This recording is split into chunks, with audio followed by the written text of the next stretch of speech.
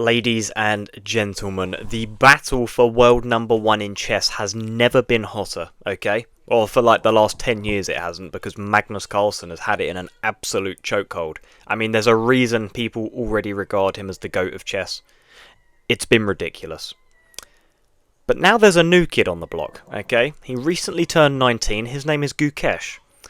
He is the reigning world classical champion. And today he played Magnus.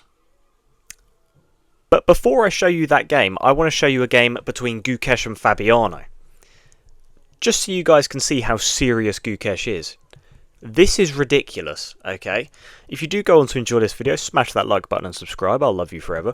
But let's jump straight into this game, and then I promise to show you Magnus versus Gukesh, okay? Because I know that's all everyone wants to see. If you guys want to skip ahead to it, no objection.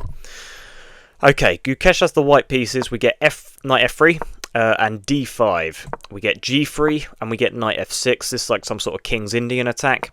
Bishop goes to g2. We get e6. So Fabiano being ultra solid here. We get c4. So this is almost like some sort of like Catalan setup, no? I mean, this is looking very strange, but that's okay. We get the move bishop to e7. We get b3 played. Short castles, bishop to b2. I mean, this is just such a gorgeous diagonal, isn't it? It's such a gorgeous diagonal. c5, so Fabiano wants to strike in the centre. This pawn now looks very lonely. I mean, if I did any of this, Stockfish would be calling me a moron. I swear, because they're like 27, 2600, they can just get away with playing moves, and Stockfish goes, yeah, you probably know what you're doing, that's fine. But if I did this, inaccuracy, mistake, blunder. It's like, come on, man, let's have a day off here. Knight c3, knight to c6. Then we get h4. Now, whenever my opponent plays h4, it's kind of like en passant. It's just like mandatory for me to do. I just play h5. Like, I don't know why, I just do. Knight f6, short castles, and e5. So Fabiano making a bid for the centre before Gukesh. Though Gukesh moves his rook over to the semi-open file. If you have a semi-open file or a completely open file, just put your rook on that file, okay? If that's anything, if you don't know that, just do it, okay? Just trust me. Bishop comes to f5, we get d3 and rook c8. So Fabiano responds by putting his rook on the same file. Notice how he still has a pawn on this file though. And then we get the move knight d2. Now, when I was watching this live, the only thing I could think of was that Gukesh really wants his knight on this c4 square.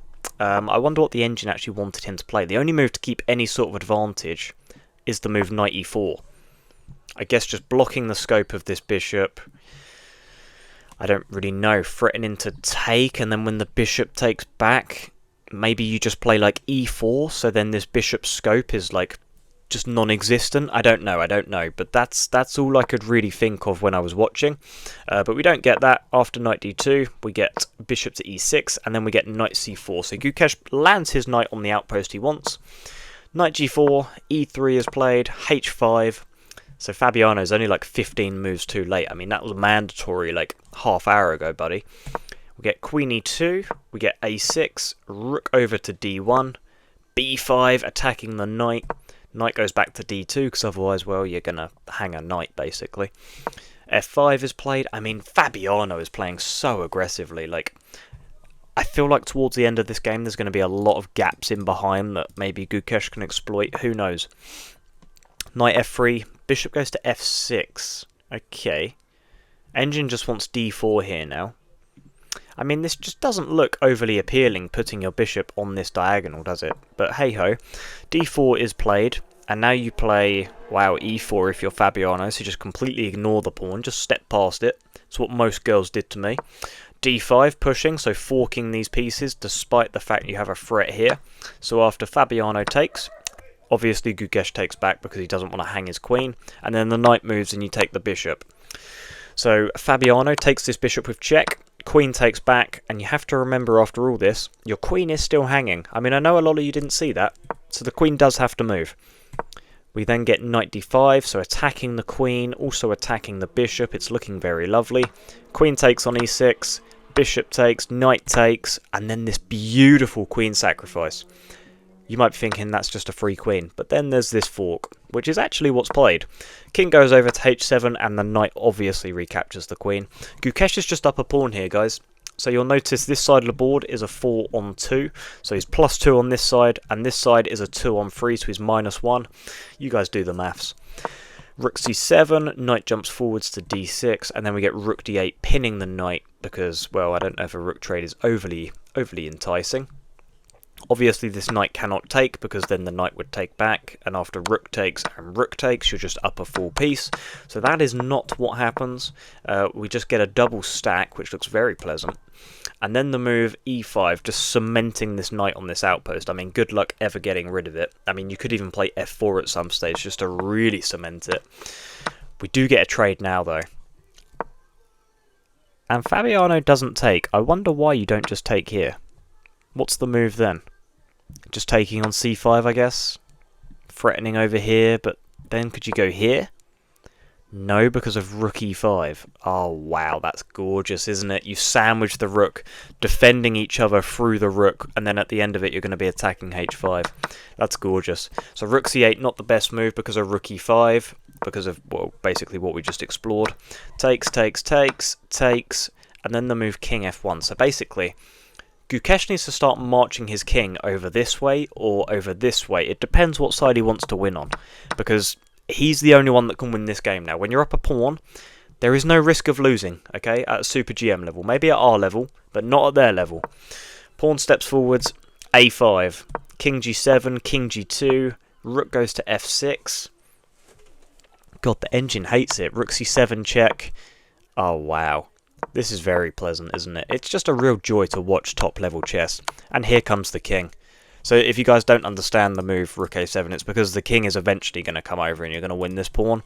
And then this a-pawn is only 3 squares away from promotion. Rook d2, push the pawn. I mean, I said ideas of f4 at some stage, but that's because there was a pawn and a knight. But, you know, we were half right. Check, step this way, check, and then start running back. And take the pawn eventually. We get takes. Rook moves over. Rook moves back over. And in this position, Fabiano Caruana resigns. Because you cannot stop this pawn from promotion without sacrificing your rook. I mean, what do you even play here? You can take here, that's fine. But then what are we going to play? I don't know, probably just a7. I mean, why not? And then you can give a check, but we can always just block. And I don't know, if you go here, well then for one we have rook a6 just completely blocking you, so we're going to make a queen. And I don't know, if you try going the other way, you're just not in time to get there to stop the queen. So it's very unfortunate. You cannot let a pawn get that high up the board. But guys, now the moment you've all waited for. We've just watched Gukesh wipe the floor with Fabiano Caruana. Can he do the same to Magnus Carlsen?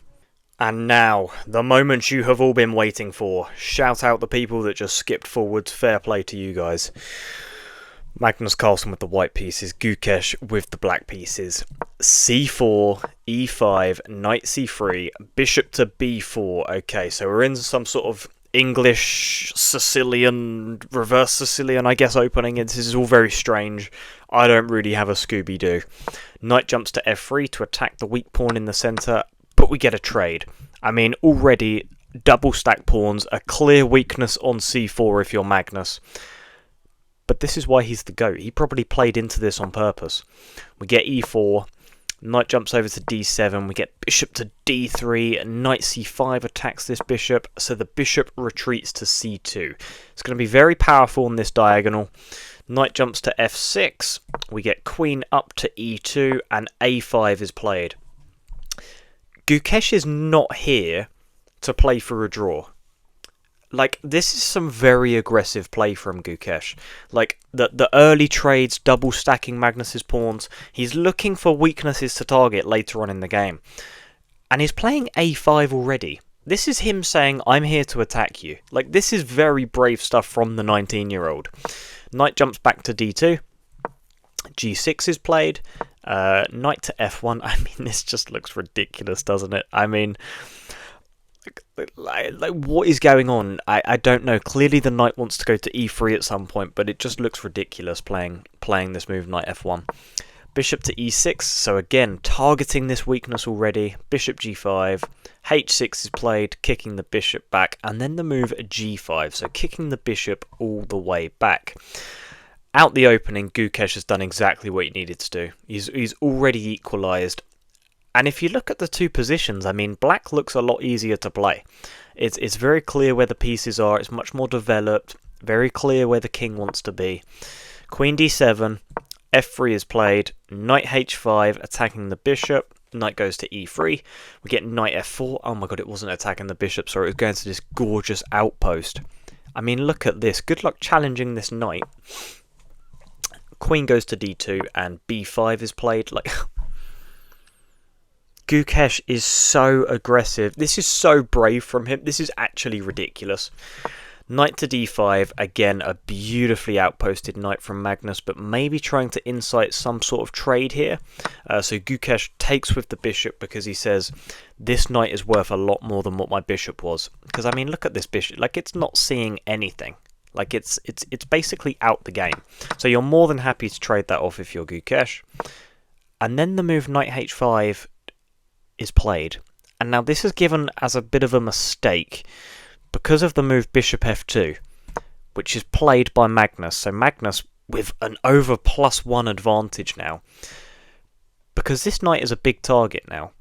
I mean, it's a beautifully posted knight from Gukesh, so you don't want to move it, but if you can take and take, this is a real target, because this d-pawn is going to push, and this d-pawn is going to make its way home. We get g3 played, and the king is running to the corner. Now get this battery stacked up, so the queen has to defend. I wonder if there's lines of sacrificing. Let's say you went here. Could you just take? No, it's not a big fan of this at all, because there's no other pieces to join the party. It's worth exploring though. I mean, sometimes there's rare chances of a beautiful exchange. Rook goes to g1, so clearly preparing to just mow down Gukesh's kingside.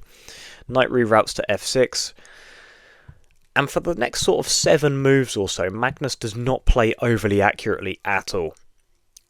But I think sometimes that can actually work to his advantage. You know, when Magnus plays something, his opponents, I should say, are always thinking, oh my god, what have I missed? Because, like, this is the GOAT of chess. If he plays a move, he clearly knows what he's doing. b4 is played. The engine hates it, because after a takes and c takes, and knight jumps over here, this is beautifully outposted in a position, I know it's on the rim, but it's not actually that dim. Like, it's beautifully controlling these squares, and it's not ideal. So Magnus looks to target this pawn, but after the move c6, looking for a break in the centre, it's really not clear what's going on. I mean, just giving up a pawn for the exchange in the middle of the board, it's a beautiful play by Gukesh, because the rook is now going to come over to the open file where the queen is positioned, and it's not going to be easy. Oh my god. And after takes, there's this move knight c3, hitting the bishop. What happens if you just take here? Well, then you would hang your queen. That's what happens if you just take. Your queen is under big attack. So knight takes, because if this were to happen, then you would take back like this, and you know what is played here. What would be played? Oh yeah, just rook takes on h2. And yeah, this is not pleasant for black at all. That is not pleasant for black at all. So instead of that, we get the knight taking the bishop, bishop taking, knight takes back, king slides over.